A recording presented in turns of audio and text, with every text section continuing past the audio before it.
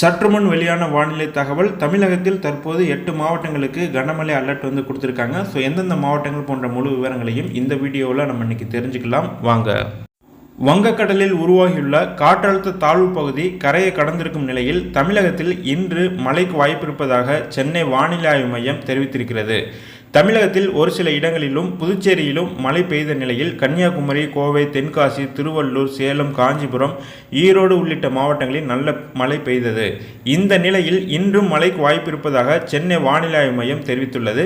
இது தொடர்பாக வெளியாகியுள்ள அறிவிப்பில் நேற்று முன்தினம் மத்திய மேற்கு மற்றும் அதனை ஒட்டிய வடமேற்கு வங்கக்கடலில் நிலவிய ஆழ்ந்த காற்றழுத்த தாழ்வு பகுதியானது நேற்று காலை காற்றழுத்த தாழ்வு மண்டலமாக வலுப்பெற்று வடமேற்கு திசையில் நகர்ந்து விசாகப்பட்டினம், கோபால்பூர் இடையே கலிங்கப்பட்டினத்திற்கு அருகில் கரையை கடந்தது. இதன் காரணமாக தமிழகத்தில் இன்று மழைக்கு வாய்ப்பிருப்பதாக சென்னை வானிலை ஆய்வு மையம் கூறியுள்ளது.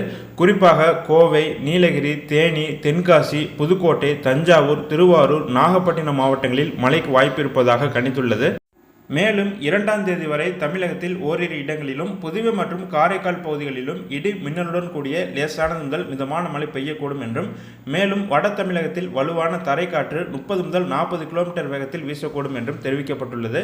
மேலும் 3ஆம் தேதி முதல் 6ஆம் தேதி வரை தமிழகத்தில் ஓரிரு இடங்களிலும் புதுவை மற்றும் காரைக்கால் பகுதிகளிலும் லேசானது முதல் மிதமான மழை பெய்யக்கூடும் என்றும் தெரிவிக்கப்பட்டுள்ளது. சென்னையில் இன்று வானம் ஓரளவு மேகமூட்டத்துடன் காணப்படும் என்றும், நகரின் ஒரு சில பகுதிகளில் இடி மின்னலுடன் கூடிய லேசானது முதல் மிதமான மழை பெய்ய வாய்ப்புள்ளது என்றும் தெரிவிக்கப்பட்டுள்ளது. இன்றும் நாளையும் மன்னார் வளைகுடா, தென் தமிழக கடலோர பகுதிகள் மற்றும் அதனை ஒட்டிய குமரி கடல் பகுதிகளில் சூறாவளி காற்று மணிக்கு 45 முதல் 55 கிலோமீட்டர் வேகத்திலும் இடையிடையே 65 கிலோமீட்டர் வேகத்திலும் வீசக்கூடும் என்றும் தெரிவிக்கப்பட்டுள்ளது.